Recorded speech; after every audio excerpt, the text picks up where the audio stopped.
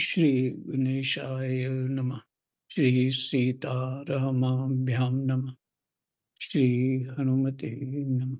श्री उमापते नमः। श्री गुरुवे नमः। सब संतन की जय जय। जय जय सीताराम। राधे श्याम।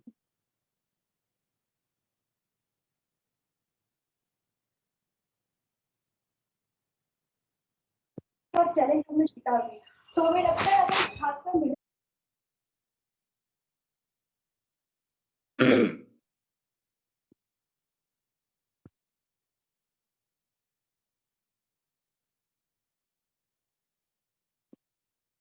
ठंड इतनी लग रही है।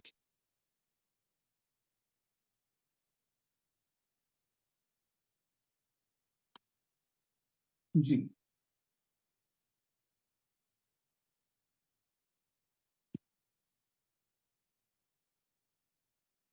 अ, दशम स्कंद है और 47वां अध्याय।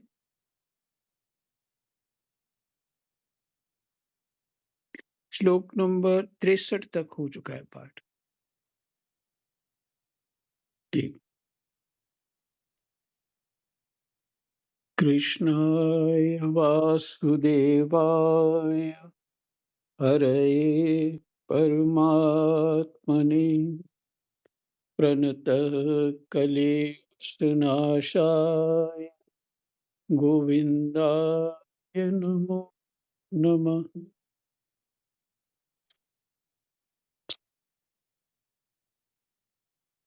श्री सुखदेव जी कहते हैं, परीक्षित, इस प्रकार कई महीनों तक ब्रज में रहकर उद्धव जी ने अब मथुरा जाने के लिए गोपियों से नंद बाबा और यशोदा मैया से आज्ञा प्राप्त की।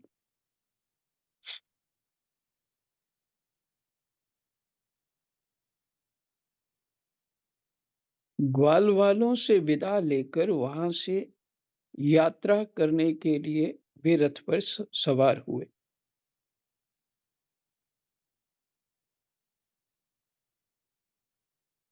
वैसे तो दिग्दर्शन पीछे का होना चाहिए,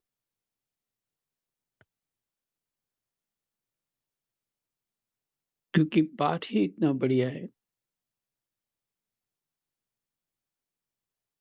लेकिन आप ऑडियो में जो है यूट्यूब पे वो सुन लेंगे।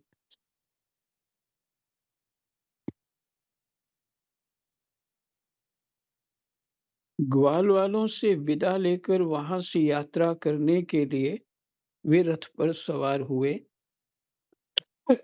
जब उनका रथ ब्रज से बाहर निकला, तब नंद बाबा आदि गोपगण बहुत सी भेंट की सामग्री लेकर उनके पास आए और आंखों में आंसू भरकर उन्होंने बड़े प्रेम से कहा,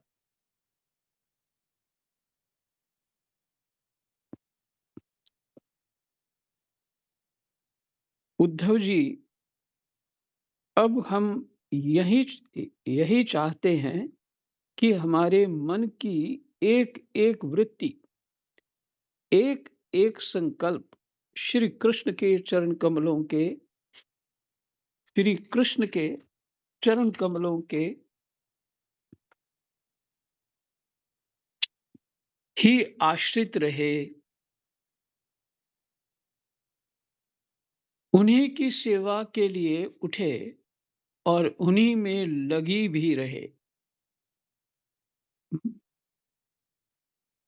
उन्हीं की सेवा के लिए उठे और उन्हीं में लगी भी रहे। एक एक वृत्ति। यहाँ हम सब लोगों के लिए एक उपाय मिल रहा है कि सारे कर्म उन्हीं के लिए,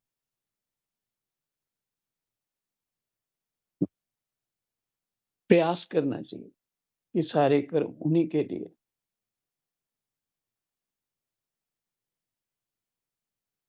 यहाँ साथ-साथ मुझे थोड़ा गर्म पानी लेना पड़ रहा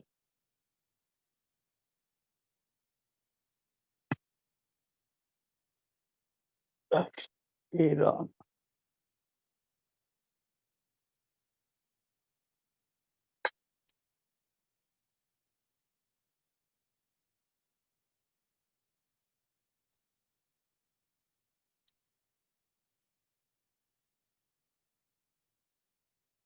हाँ जी। तो अपनी वृत्ति जो है, वो भगवतमयी करनी। हमारी वाणी नित्य निरंतर उन्हीं के नामों का उच्चारण करती रहे और शरीर उन्हीं को प्रणाम करने, उन्हीं की आज्ञा पालन और सेवा में लगा रहे।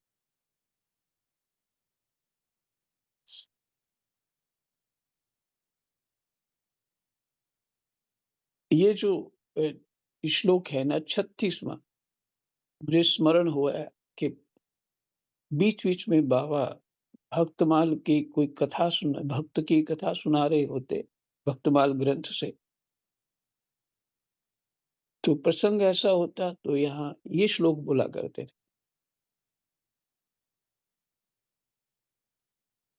हमारी वाणी नित्य निरंतर उन्हीं के नामों का उच्चारण करती रहे और शरीर उन्हीं को प्रणाम करने, उन्हीं की आज्ञा पालन और सेवा में लगा रहे।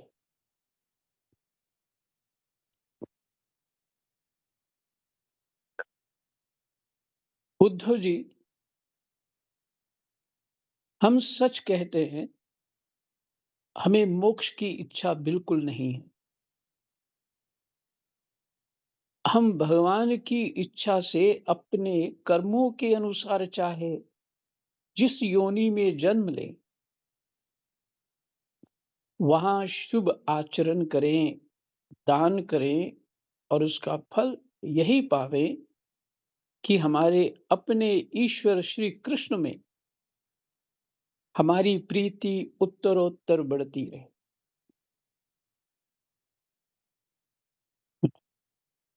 जन्म लें और सेवा करें।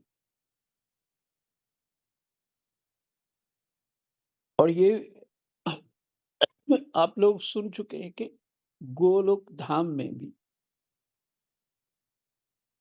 जो कृष्ण रूप नहीं होना चाहते, वो वहाँ सेवा ही करते हैं भगवान की। जो इच्छा हो वो सेवा करते हैं। उसी सेवा से उनको परम सुख होता है।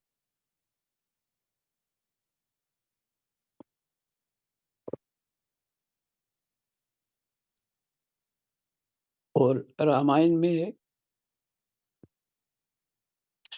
अर्थ न धर्म न काम रुचि वति न चहो निर्वाण जन्म जन्म रति राम पद ये वरदान न आन।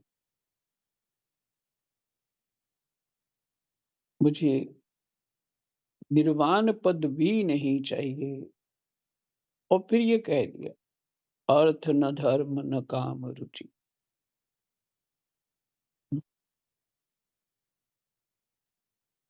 भगवान की सेवा चाहिए, उनका स्मरण चाहिए।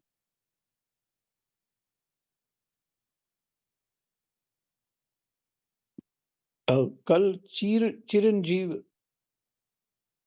महापुरुषों और साधकों जो चिरंजीवी हैं, उनके बारे में बात हुई थी। संख्या कोई कम नहीं, बहुत संख्या है। और 27 कल्प से तो कागभूषुंडी है। 1000 बार चतुर्युगी बीतती है तो एक कल्प होता है। तो 27 कल्प से तो वही है कागभूषुंडी। और जो जिनके नाम सुबह-सुबह आते हैं, हुँ,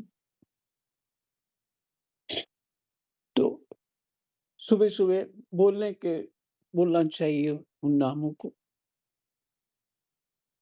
स्मरण करना चाहिए चिरंजीवी महापुरुषों को।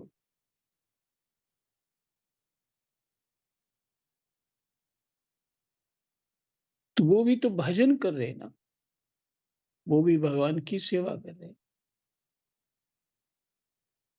प्रिय परीक्षित, नंद बाबा आदि गोपों ने इस प्रकार श्री कृष्ण भक्ति के द्वारा उद्धव जी का सम्मान किया। अब वे भगवान श्री कृष्ण के द्वारा सुरक्षित मथुरापुरी में लौट आए। वहां पहुंचकर उन्होंने भगवान श्री कृष्ण को प्रणाम किया और उन्हें ब्रजवासियों की प्रेममयी भक्ति का जैसा उन्होंने देखा था कह सुनाया। इसके बाद नंद बाबा ने भेंट की जो जो सामग्री दी थी वह उनको वसुदेव जी, बलराम जी और राजा उग्रसेन को दे दी।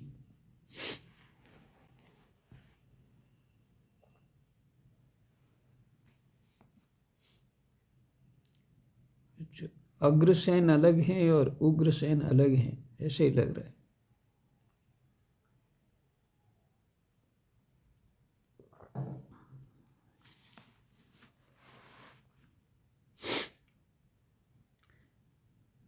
हमारा 47वां अध्याय विश्राम हुआ।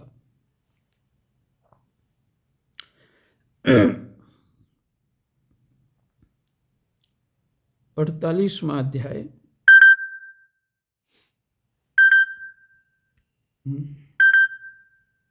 अच्छा, श्री राम, जय राम, जय जय राम। 48वां अध्याय और जो 47वां विश्राम हो गया, भगवान का कुब्जा और अक्रूर जी के घर जाना। श्री सुखदेव जी कहते हैं, परीक्षित, तदनंतर सबके आत्मा तथा सब कुछ देखने वाले भगवान श्री कृष्ण अपने से मिलन की आकांक्षा रखकर भगवान श्री कृष्ण अपने से मिलन की आकांक्षा रखकर व्याकुल हुई कुब्जा का प्रिय करने, उसे सुख देने की इच्छा से उसके घर गए।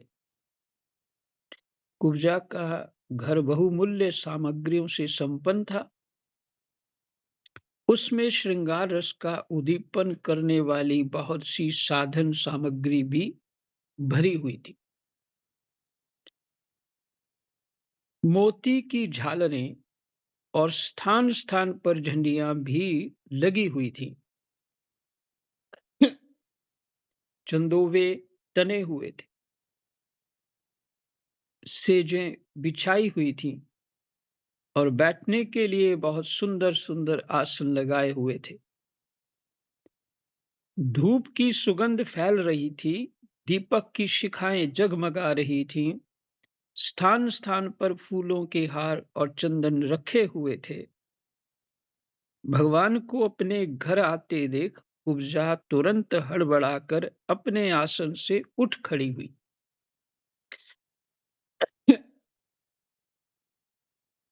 और सखियों के साथ आगे बढ़कर उसने विधि पूर्वक भगवान का स्वागत सत्कार किया। फिर श्रेष्ठ आसन आदि देखकर विविध उपचारों से उनकी विधि पूर्वक पूजा की। कुब्जा ने भगवान के परम भक्त उद्धव जी की भी समुचित रीति से पूजा की।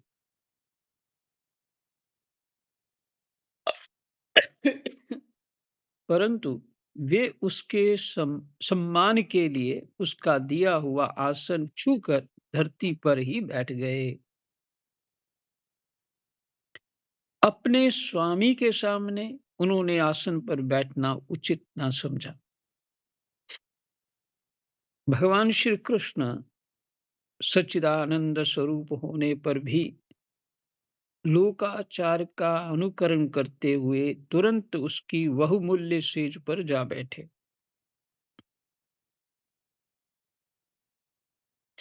तब कुब्जा स्नान, अंगराग, वस्त्र, आभूषण, हार, गंध इत्यादि, गंध मैंने इत्यादि जो है, तांबूल और सुधासव आदि से अपने को खूब सजाकर लीलामयी लजीली मुस्कान तथा हाव भाव के साथ भगवान की ओर देखती हुई उनके पास आई।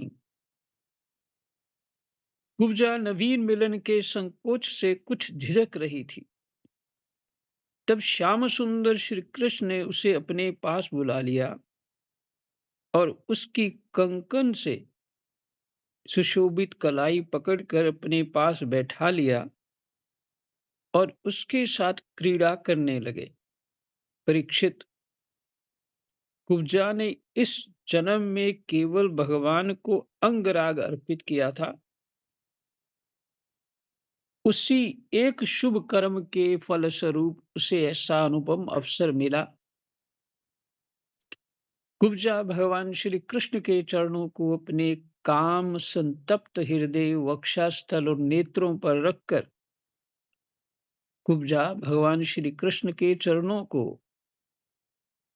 अपने काम संतप्त हृदय, वक्षस्थल और नेत्रों पर रखकर उनकी दिव्य सुगंध लेने लगी।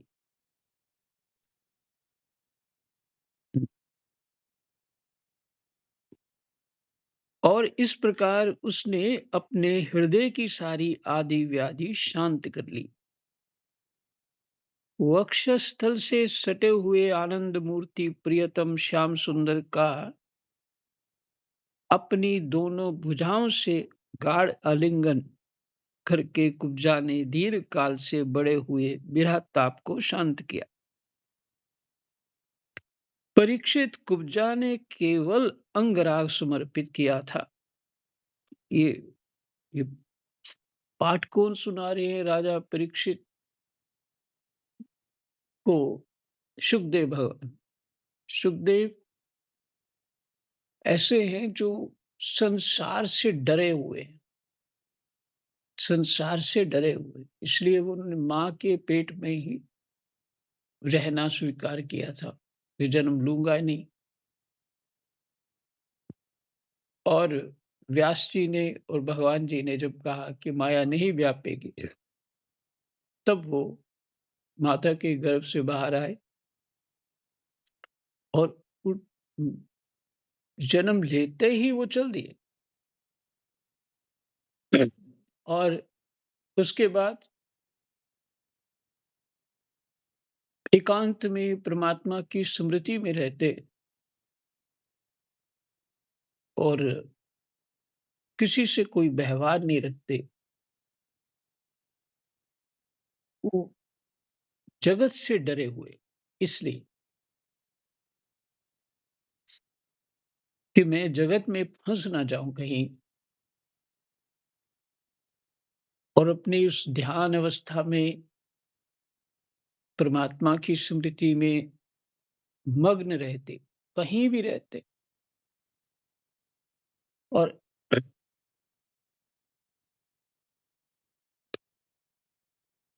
वेदव्यास जी पुत्र की जो एक भाव होता है, पिता को एक मोह रहता है, वो वेद व्यास जी को भी है। और उन्होंने किसी शिष्यों ने बता दिया कि वो वन में है, और लगता है वे सुखदेव है। तो व्यास जी ने कहा ठीक है, तुम ये पहला श्लोक सुना लो। तो उसमें था कि ऐसे जो भगवान हैं, जो विश्व देने आई थी, उसको भी माता की गति दे दी, ऐसे करुणा निधान भगवान हैं। तो भगवान की महिमा उस श्लोक में ये वर्णन है। तो उसके बाद क्या हुआ, सुखदेव जी उठे भगवान के उस महिमा को सुनकर फिर बैठ गए। शिष्यों ने बताया कि ऐसे हुआ, सुना और फिर बैठ गए। तब उन्होंने दूसरा श्लोक भेजा और उन्होंने सुनाया। तो फिर पूछा कि ये उन उन जो ब्राह्मण थे उनसे पूछा, ये फिर कहा ये कि, किसने लिखा? तो उन्हें बता दिया कि चलिए आपके पिताजी ने लिखा।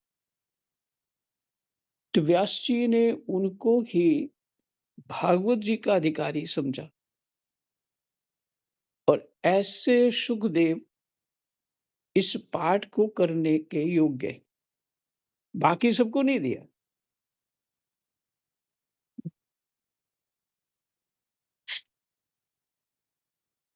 तो और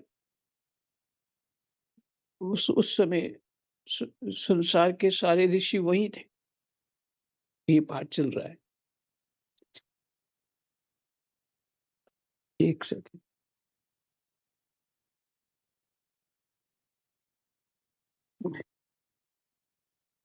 और राजा परीक्षित सुन रहे हैं।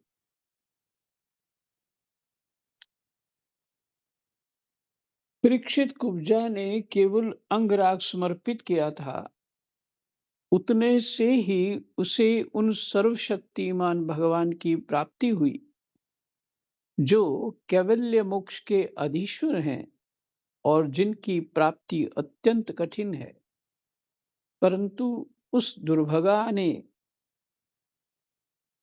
उन्हें प्राप्त करके भी ब्रज गोपियों की भांति सेवा न मांग कर यही मांगा, प्रियतम आप कुछ दिन यहीं रहकर मेरे साथ क्रीड़ा कीजिए, क्योंकि हे कमल नयन मुझसे आपका साथ नहीं छोड़ा जाता। परीक्षित, हाँ, इस समय उद्धव जी पास बैठे हुए, भगवान श्री कृष्ण के भूमि पर उद्धव जी बैठे हैं।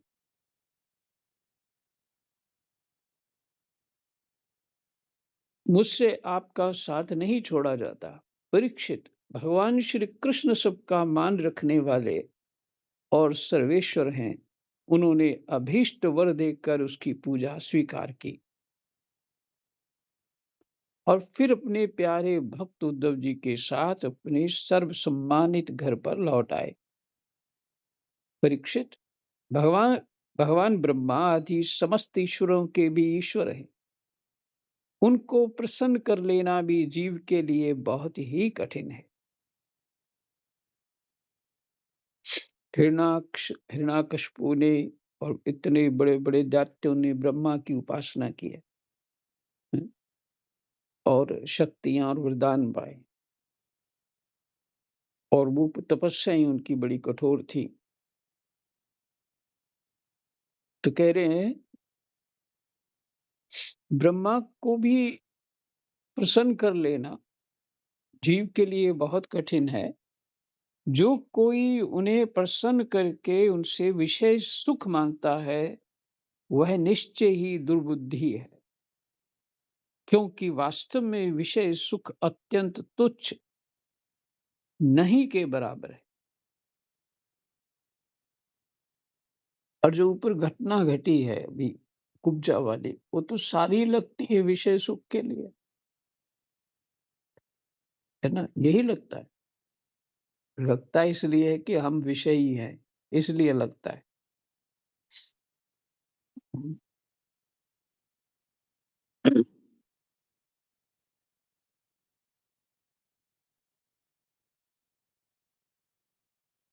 तदनंतर एक दिन सर्वशक्तिमान भगवान श्री कृष्ण बलराम जी और उद्धव जी के साथ अक्रूर जी की अभिलाषा पूर्ण करने और उनसे कुछ काम लेने के लिए उनके घर गए।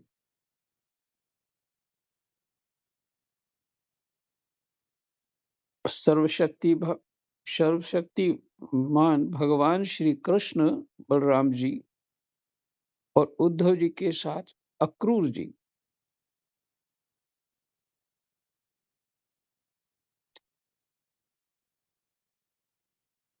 की अभिलाषा पूर्ण करने और उनसे अक्रूर जी की अभिलाषा अक्रूर जी की अभिलाषा पूर्ण करने और उनसे कुछ काम लेने के लिए उनके घर गए।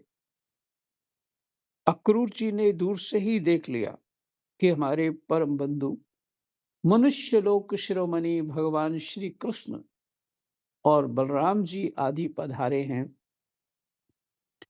वे तुरंत उठकर आगे आए तथा आनंद से भरकर उनका अभिनंदन और आलिंगन किया। अक्रूर जी ने भगवान श्री कृष्ण और बलराम जी को नमस्कार किया तथा उद्धव जी के साथ उन दोनों भाइयों ने भी उन्हें नमस्कार किया। जब सब लोग आराम से आसनों पर बैठ गए, तब अक्रूर जी उन लोगों की विधिवत पूजा करने लगे। परीक्षित उन्होंने पहले भगवान के चरण धोकर चरणोदक सिर पर धारण किया और फिर अनेकों प्रकार की पूजा सामग्री, दिव्य वस्त्र, गंधमाला और श्रेष्ठ आभूषणों से उनका पूजन किया। सिर झुकाकर उन्हें प्रणाम किया और उनके चरणों को अपनी गोद में लेकर दबाने लगे। उसी समय उन्होंने विनयावनत होकर भगवान श्री कृष्ण और बलराम जी से कहा, भगवान, ये बड़े ही आनंद और सौभाग्य की बात है कि पापी कंस अपने अनुयायियों के साथ मारा गया।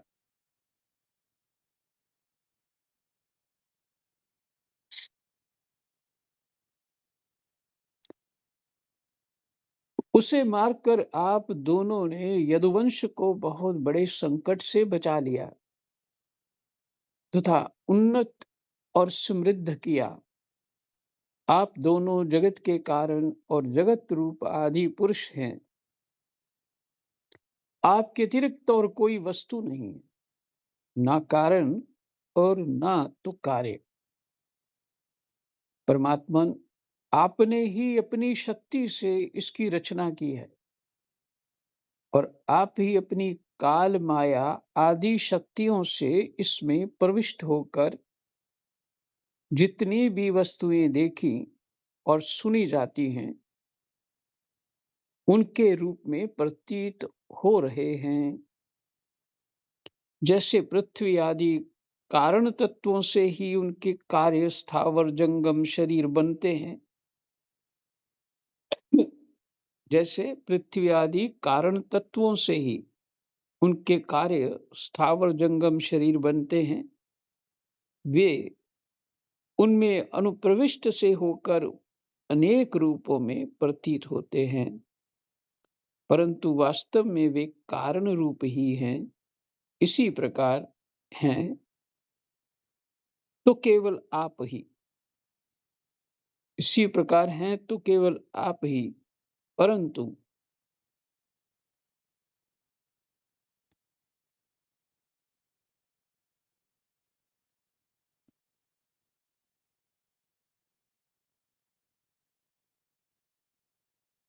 कार्य रूप जगत में स्वेच्छा से अनेक रूपों में प्रतीत होते हैं। यह भी आपकी एक लीला ही है। प्रभु, आप रजोगुण, सत्वगुण और तमोगुण रूप अपनी शक्तियों से क्रमशः जगत की रचना, पालन और संहार करते हैं, किंतु आप उन गुणों से अथवा उनके द्वारा होने वाले कर्मों से बंधन में नहीं पड़ते,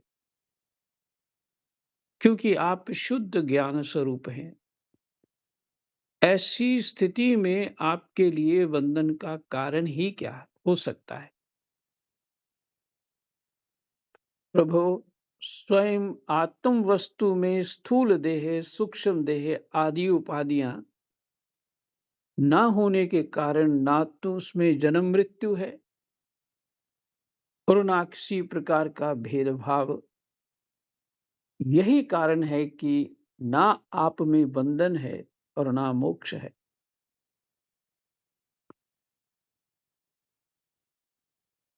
और देखिए, ये बात जो है बार-बार पाठ में आ रही है। जितने भी पाठ किए लगभग बार-बार आ रही है।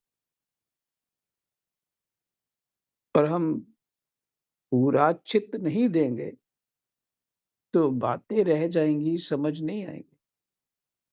और समझ नहीं आएँगी तो भगवान में रति-मति होने में बहुत देर लगेगी।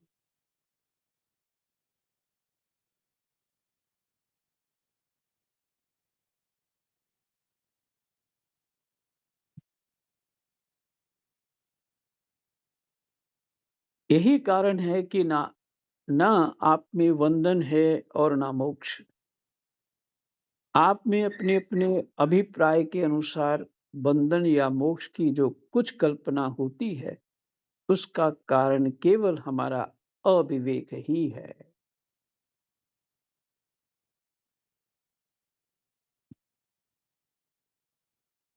उसका कारण केवल हमारा अविवेक ही है।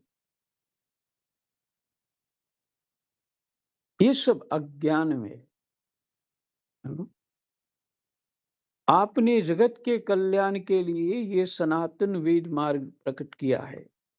जब जब जब इसे पाखंड पथ से चलने वाले दुष्टों के द्वारा क्षति पहुंचती है, तब तब आप शुद्ध सत्व में शरीर ग्रहण करते हैं। प्रभु, वही आप इस समय अपने अंश श्री बलराम जी के साथ पृथ्वी का भार दूर करने के लिए यहाँ वसुदेव जी के घर अवतीर्ण हुए हैं। आप असुरों के अंश से उत्पन्न नाम मात्र के शासकों की सौ अक्षौनी सेना का संहार करेंगे और यदुवंश के यश का विस्तार करेंगे। यही विश्राम करते हैं। ये पाठ शाम को फिर थोड़ा करेंगे। चार 4-5 श्लोक पीछे वाले। जय जय सीताराम, राधे श्याम। कृष्णाय वासुदेवाय हरये परमात्मने प्रणतक्लेशनाशाय गोविन्दाय नमो नमः। जय जय।